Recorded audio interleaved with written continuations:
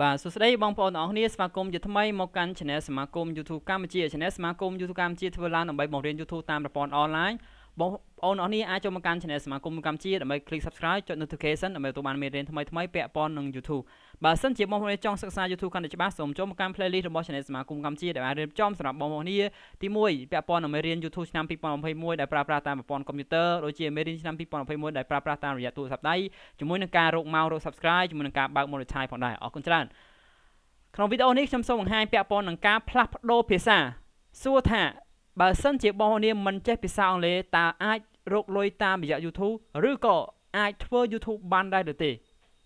បាទចម្លើយគឺពិតជាបាន 100% បើទោះបីជាបងប្អូនមិនចេះភាសាបរទេសក៏យើងអាចធ្វើក៏ដូចជាអាចរកលុយជាមួយ YouTube បានច្រើនផងដែរកត្តាសំខាន់ទី1បងប្អូនត្រូវតែចេះចាំទីតាំងរបស់ YouTube បាទដូចជាទី1ពាក់ព័ន្ធនឹង home ពាក់ព័ន្ធនឹងវីដេអូពាក់ព័ន្ធនឹង playlist ទាំងអស់នេះបងប្អូនត្រូវតែចាំទីតាំងរបស់វាដែលបានបង្ហាញបាទអូខេតោះឥឡូវចាប់ផ្ដើមទាំងអស់គ្នានៅក្នុង channel YouTube បងប្អូនបន្ទាប់ពីបងប្អូនបាន log in sign in បង្កើត YouTube រួចជាការស្រេចបងប្អូនចាប់ផ្ដើមមើលកន្លែងនេះបាទត្រង់ចំណុចត្រង់នេះបងប្អូននឹងឃើញជាភាសាអង់គ្លេសទាំងអស់ត្រូវទេបាទដូចជា your channel YouTube studio YouTube ទៅគឺយើងប្រើដោយភាពចងចាំរបស់យើងបាទបើសិនជាបងប្អូនមិនចេះភាសាអង់គ្លេសប៉ុន្តែបើសិនជាបងប្អូនចង់បដូរជាភាសាខ្មែរសូម scroll ខាងក្រោមបន្តិចមានពាក្យថា language ដែលបកថាជាភាសា select វាពេលនោះបងប្អូនសូមធ្វើការផ្លាស់ប្ដូរភាសាអង់គ្លេសទៅជាភាសាខ្មែរដែលដាក់ពាក្យថាខ្មែរបាទបងប្អូនចាប់ផ្ដើមរកអក្សរ K ពីមុខបាទអក្សរ K បងប្អូននឹងឃើញពាក់ព័ន្ធនឹង Cambodiaបាទមានអត់ K H I J K អត់មានទេត្រូវទេបាទឥឡូវយើងចាប់ផ្ដើមរក Cambodia បាទ Cambodia ក៏អត់មានដែរបាទយើងចាប់ផ្ដើមរកពាក្យភាសាទៀតបងប្អូននេះបាទឥឡូវរកភាសាខ្មែរយើងតើមានភាសាខ្មែរយើងអត់បាទយើងចាប់ផ្ដើមរកនេះសរសេរជាភាសាខ្មែរតែម្ដងបងប្អូននេះបាទអូខេដូចខ្ញុំប្រាប់អញ្ចឹងមានពាក្យ Cambodia មានពាក្យខ្មែរប៉ុន្តែនេះគឺសរសេរអក្សរខ្មែរតែម្ដងបាទអញ្ចឹងចុចអក្សរខ្មែរបើមិនជាអត់ទេមានភាសាអង់គ្លេសគឺអក្សរខ្មែរឥឡូវខ្ញុំដាក់អក្សរខ្មែរបាទអ្វីបដូរទៅជាភាសាខ្មែរទាំងអស់បាទសូម្បីតែកន្លែងនេះក៏បដូរជាភាសាខ្មែរដែរខ្មែរទាំងអស់តែម្ដងហើយពេលបងប្អូនចូលមកកាន់ YouTube Studio បាទ YouTube អានេះ Studio YouTube បកអញ្ចឹងវិញនោះអូខេចាប់ផ្ដើមចូលមកកាន់ខាងក្នុងរបស់ YouTube រាល់អ្វីនឹងបកទៅជាភាសាខ្មែរសម្រាប់បងប្អូនទាំងអស់គ្នាបាទដូច្នេះហើយទោះបីជាបងប្អូនមកគ្នាមិនចេះភាសាអង់គ្លេសក៏អាចធ្វើបានព្រោះនៅពេលដែលបងប្អូនបដូរភាសាគឺវានឹងរ៉ាន់ទៅជាភាសាខ្មែរទាំងអស់បាទចំណុចត្រង់នេះគឺដោយសារខ្ញុំប្រើ VidXQ អញ្ចឹងវាមិនបានបដូរទេបាទបកអត់អស់បាទតែការកំណត់របស់ YouTube ត្រូវបានដូរជាភាសាខ្មែរទាំងអស់ទាំងមេតិកាទាំងប្រទេសទាំងអ្វីគឺបដូរទៅជាភាសាខ្មែរសម្រាប់បងប្អូនដែលងាយស្រួលក្នុងការប្រើប្រាស់បាទអញ្ចឹងបើសិនជាបងប្អូនចង់បដូរភាសាមកវិញគឺបាទអត់មានទេត្រូវទេបាទសូមចូលមកកាន់ Studio ដើមវិញបាទបើសិនជាបងប្អូនចង់បដូរភាសាមកវិញបាទសូមចូលមកកាន់ YouTube បងប្អូនអរគ្នាទំព័រដើមរបស់ YouTube ហើយសូមចូលមកកាន់កន្លែងនេះវិញបាទហើយបងប្អូននឹងឃើញពីកន្លែងភាសាសូមចូលមកកាន់ទំព័រដើមរបស់ YouTube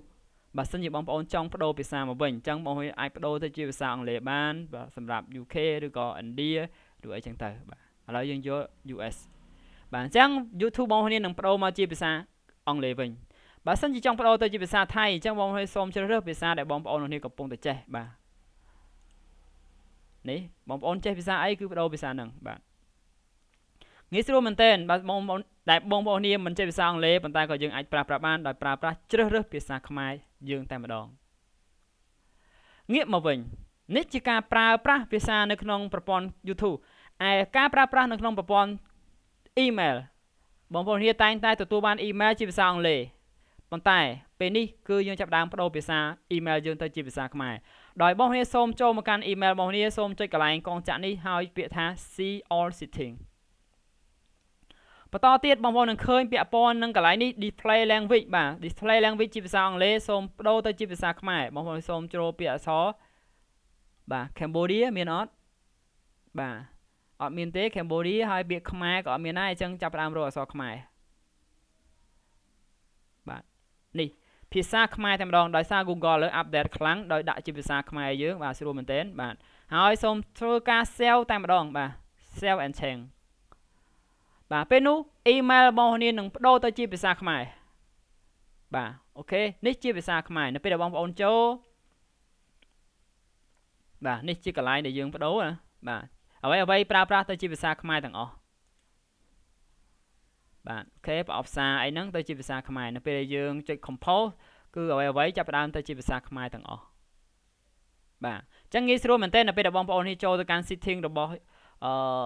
email របស់នេះនឹងឃើញទៅជាភាសាខ្មែរវិញបាទនេះអ្វីទៅជាភាសាខ្មែរទាំងអស់កំណត់ចំណាំរបស់ Google ទាំងអស់បដូរទៅជាភាសាខ្មែរសម្រាប់បងប្អូននេះបាទងាយស្រួលមែនទែនបើសិនជាបងប្អូនទាំងអស់គ្នាចង់បដូរមកជាភាសាអង់គ្លេសវិញនិយាយទេគឺចូលមកកាន់កន្លែង setting យើងដដែលហ្នឹងបាទហើយចូលមកកាន់កន្លែងទូទៅនេះហើយជ្រើសរើសភាសានេះបដូរទៅជាភាសាអង់គ្លេសវិញបាទ scroll ឡើងទៅលើហើយបដូរមកជាភាសាអង់គ្លេសវិញបាទហើយយើងចាប់ផ្ដើម save apply ពេលនោះអ្វីនឹងបដូរទៅជាភាសាអង់គ្លេសសម្រាប់បងប្អូនចង់បដូរទៅភាសាខ្មែរក៏បានភាសាកូរ៉េក៏បានជប៉ុនក៏បានឥណ្ឌាក៏បានវៀតណាមអង់គ្លេសឥណ្ឌាអារ៉ាប់មិនក៏បានដែរគឺបដូរបាន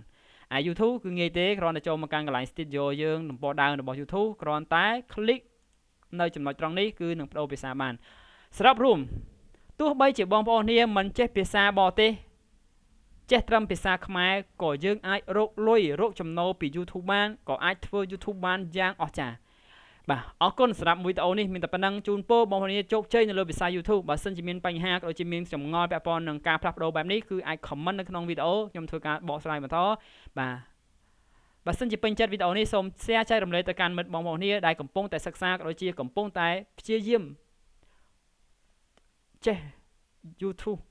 ច្បាស់ពិតប្រាកដបាទអរគុណជួបគ្នាវីដេអូក្រោយ